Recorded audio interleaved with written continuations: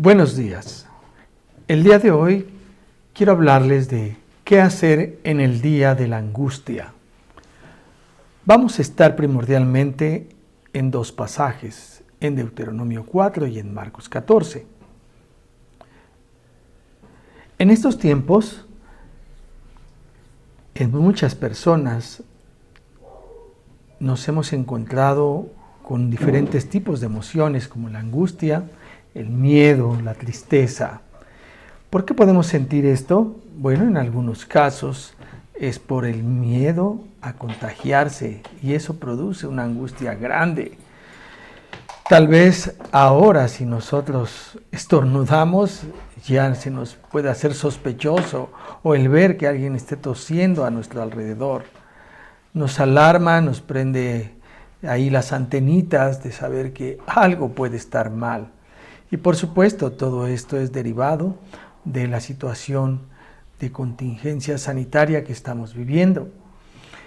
Y querámoslo o no, nos mantiene con una preocupación hasta un grado de angustia. El hecho de pensar que podamos estar contagiados o alguien de nuestros seres queridos pueda ser contagiado, sin duda alguna es algo que nos puede estar haciendo algo en nuestro corazón y en nuestra mente. Otra circunstancia puede ser la economía, porque en estos tiempos esto ha afectado todo de tal manera que para algunos pues nos podemos dar cuenta que el ingreso no es el mismo, que el hecho de que la economía haya parado en muchas de sus áreas ha repercutido en la gran mayoría de las familias. Y esto por supuesto nos hace que nos estemos angustiando de cómo pagar la renta, de cómo pagar la luz, si ya se acabó el gas, qué va a pasar con el agua, qué va a pasar con la comida misma de cada día. Esto verdaderamente es algo preocupante y angustiante también.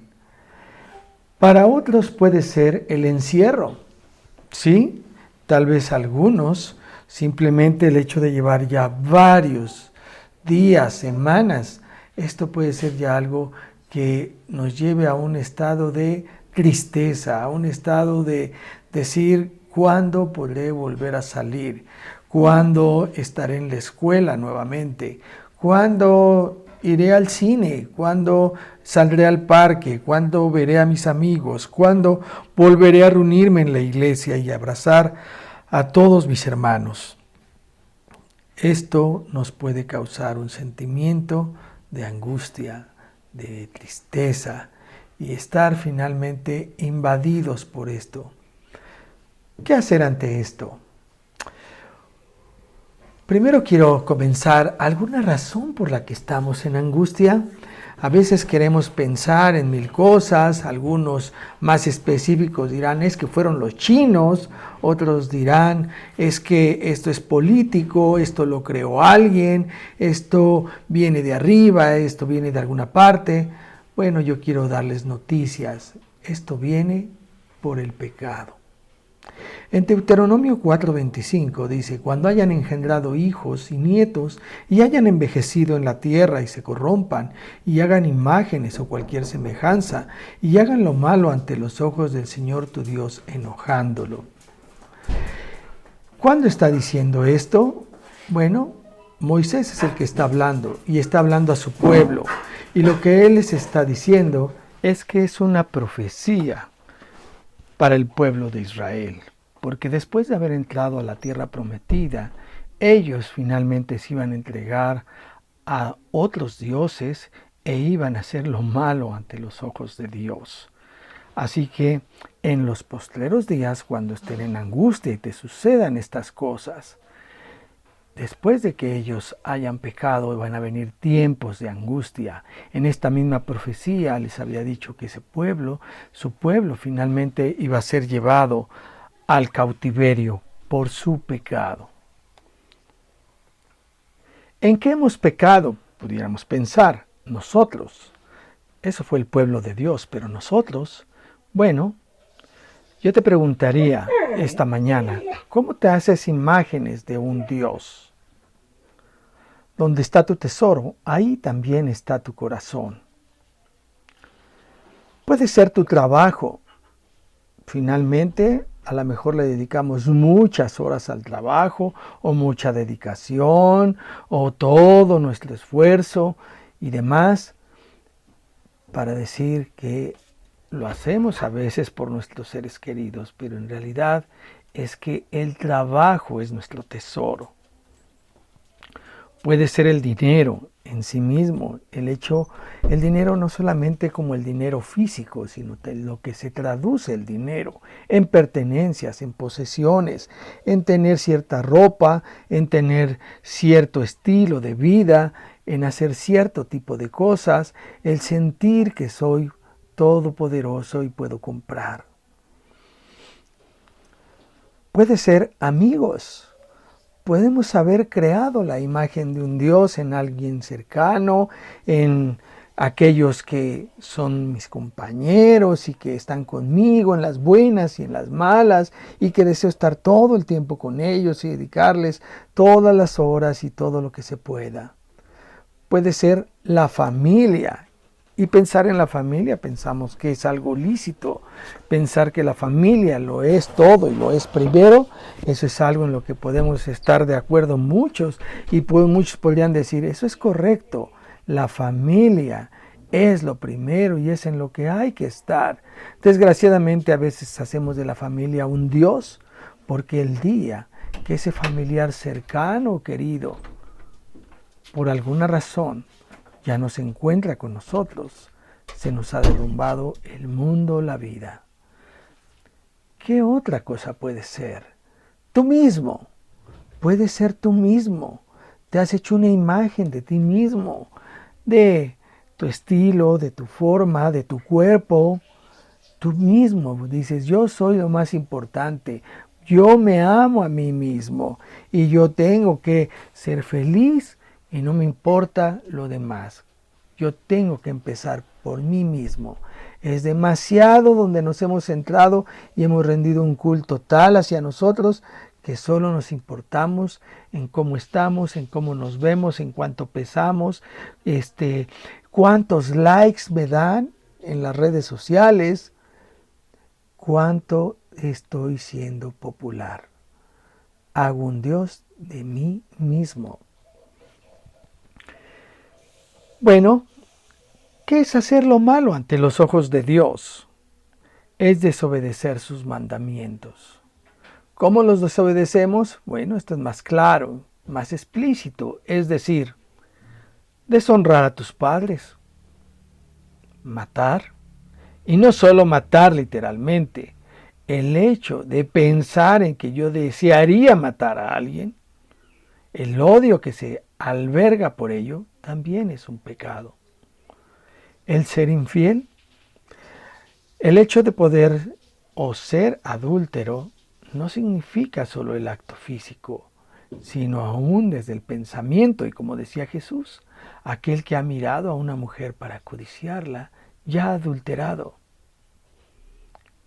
Puede ser robar. Y a veces pensamos que robar un lápiz es cualquier cosa. Pero robar es el hecho de querer algo que no me pertenece y quererlo de una manera alevosa. Puede ser mentir. Aquí a veces encontramos que podemos decir es que hay mentiras piadosas, mentiras que finalmente son blancas. No hay mentiras blancas. La mentira es algo contrario a la verdad. Esconder la verdad es desobedecer a Dios. Y finalmente codiciar, el hecho de querer lo que otro tiene y pensar en lo que yo no tengo.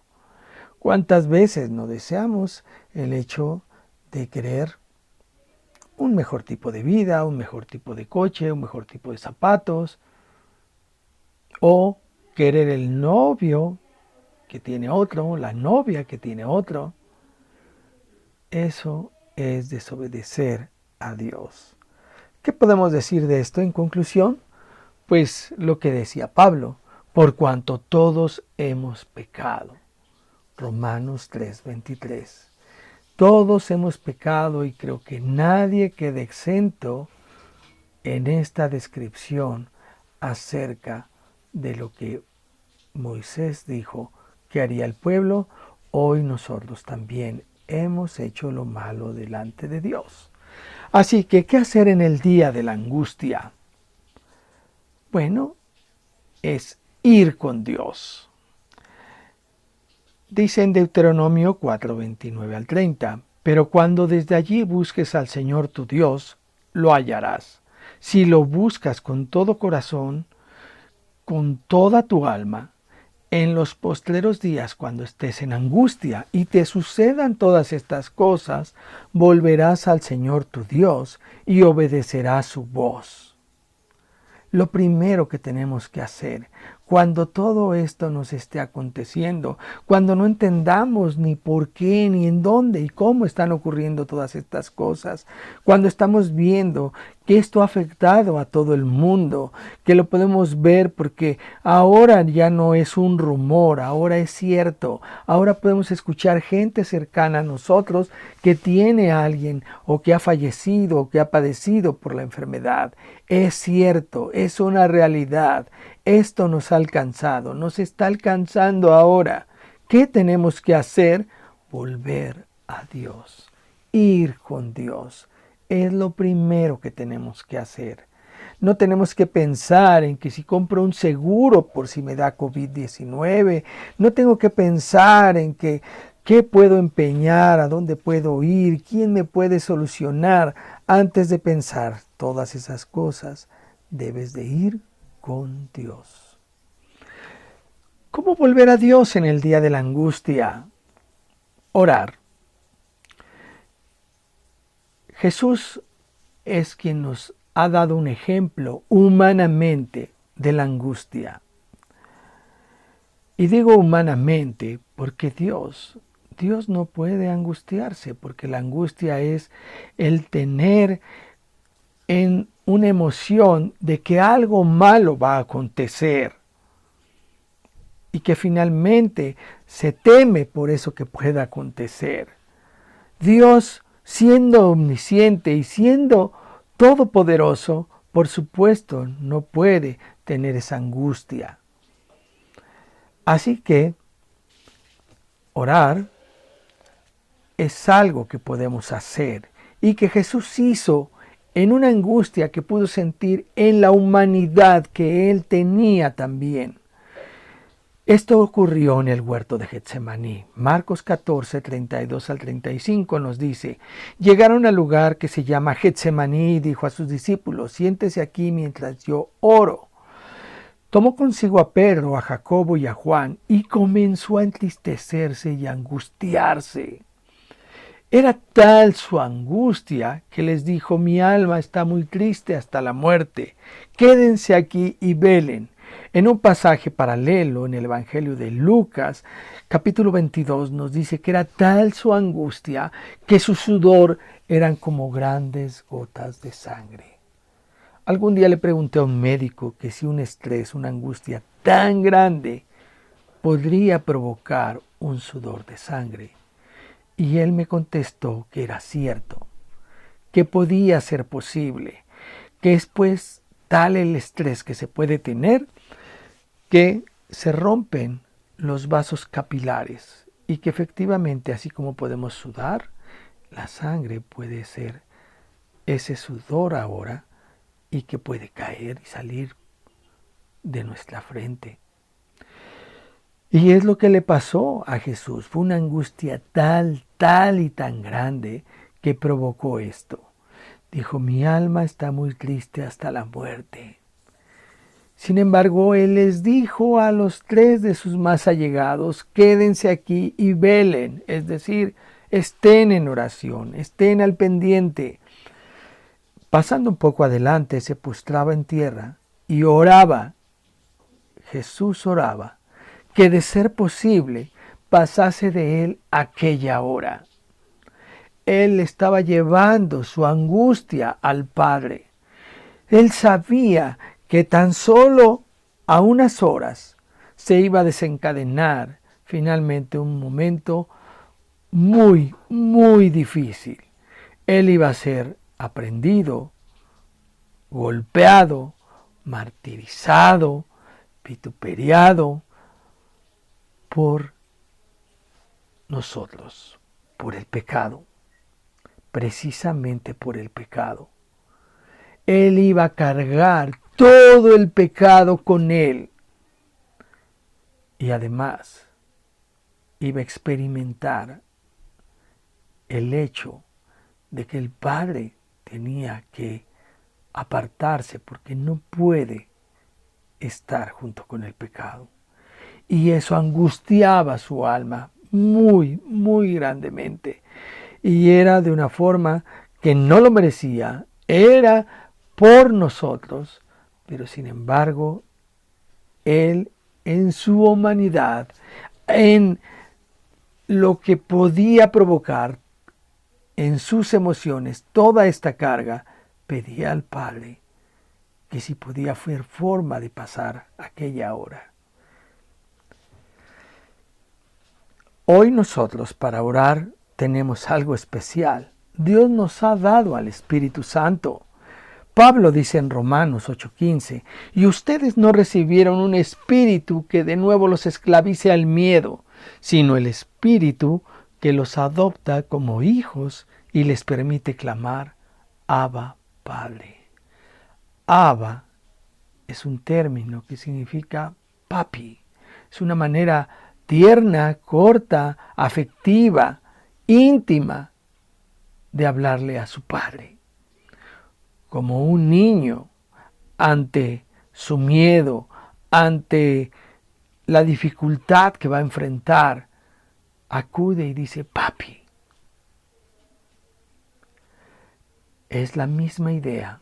El Espíritu Santo que ahora ha dado a todo aquel que ha puesto su fe y su confianza en Jesucristo como su Señor y Salvador, en tener el Espíritu Santo que ahora lo hace Hijo de Dios, Hijo del Padre. Y por eso podemos tener esa cercanía para orar en esos tiempos de angustia y venir al Padre. A veces en el tiempo de angustia no sabemos ni qué decir y nos queremos volver en unos que dicten a Dios como si fuera una maquinita y que lo que Él tiene que hacer. Tal vez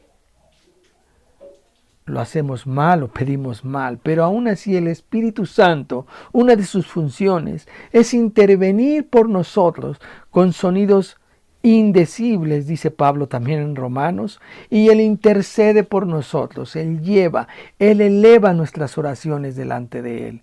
Cuando te sientas en angustia, cuando no sabes ni qué orar ni qué decir, simplemente dirígete al Padre y dile cuál es tu angustia.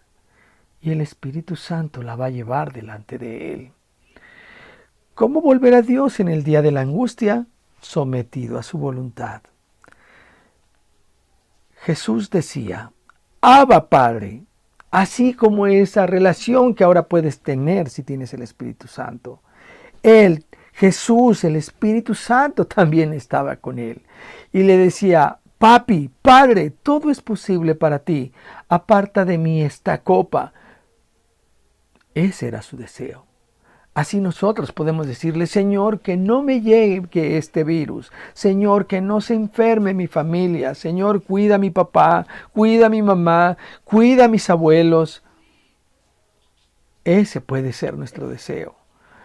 Puede ser nuestro deseo, Señor, que no me quiten el trabajo, que podamos vender nuevamente, que no se pierda mi negocio. Ese es nuestro deseo, nuestra angustia. Sin embargo, debemos de someternos a Dios. ¿Cómo nos sometemos? Como Jesús lo hizo. Él le dijo, pero no lo que yo quiero, sino lo que tú quieres. Aunque le decía eso, finalmente le estaba diciendo, no lo que yo quiero, sino tu voluntad. Lo mismo es lo que les dijo Moisés en su pueblo. Él les dijo en Deuteronomio 4:30, en los postreros días, cuando estés en angustia y te sucedan todas estas cosas, volverás al Señor tu Dios y obedecerás su voz. Eso es importante, no solo volvernos a Dios, no solo orar y pedirle a Dios, sino lo más importante, obedecer a Dios. Y obedecer a Dios es someternos a su voluntad. ¿Qué significa someternos a su voluntad? Pues lo que a Cristo le pasó. El Padre no le quitó la cruz. El Padre quería que pasara por la cruz. Igual y Dios no nos quita el hecho de que seamos contagiados. Igual y no quita el virus de tu papá. Igual y te quita el negocio. Igual y termina con tu trabajo. Pero si nosotros nos sometemos a Dios y obedecemos a Dios, Él va a tener cuidado de nosotros. Y tenemos que aceptar su voluntad. Y no porque ocurra una cosa contraria a lo que pedimos, Dios deja de ser Dios o Dios deja de ser misericordioso. ¿Cuál es el problema en la angustia? Volvió y los halló durmiendo. Y le dijo a Pedro: Simón, ¿duermes? ¿No has podido velar una sola hora? Velen y oren para que no entren en tentación. El espíritu a la verdad está dispuesto, pero la carne es débil. Marcos 14, 37 al 38 dice esto. Efectivamente, Jesús podía estar orando, pero nosotros, en nuestra sola humanidad, nuestra carne es débil. Y caemos presa de los temores, de los rumores, del qué pasará, y si esto, y si el otro, y caemos en nuestra debilidad. Y podemos cometer más errores.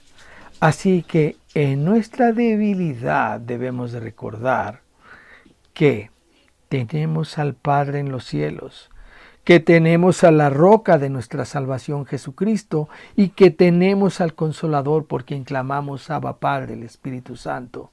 Dice el Salmo 73, 25 a 26, ¿A quién tengo yo en los cielos sino a ti? Y fuera de ti, nada deseo en la tierra. Mi carne y mi corazón desfallecen, mas la roca de mi corazón y mi porción es Dios para siempre. Por eso podemos confiar, no en mí, sino en quien me sostiene a mí. Ante la angustia tenemos esperanza. Y no solo esto, sino también en nuestros sufrimientos, porque sabemos que el sufrimiento produce perseverancia. La perseverancia, entereza de carácter. La entereza de carácter, esperanza.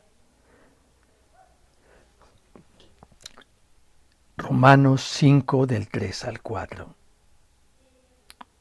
Así que tenemos confianza con Dios. No nos dejemos amedrentar. La situación puede ser difícil, puede ser adversa. Las cosas pueden ser con muchas dificultades, con muchos resultados negativos. Pero tenemos que perseverar, es decir, que ante una mala noticia nosotros seguimos adelante, ante otra mala noticia seguimos adelante. Y si ahora ocurrió también esto, seguimos adelante. ¿Qué seguir adelante? Confiar en que Dios tiene el control en sus manos y que Él va a hacer algo y que Él está haciendo algo. Eso nos va a provocar que nosotros nos sigamos manteniendo firmes, adelante. Y si seguimos adelante voy a tener esperanza de que esto también va a pasar. Esto también va a terminar.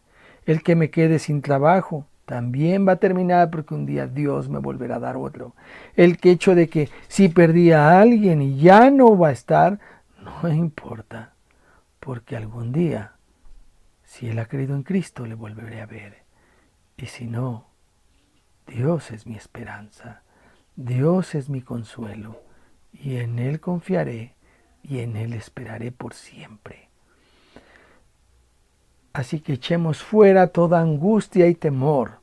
Dice en su palabra que el perfecto amor echa fuera todo temor.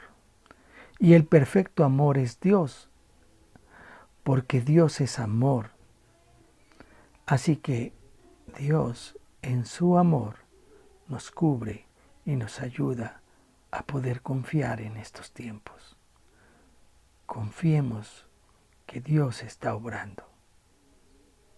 Dios les bendiga.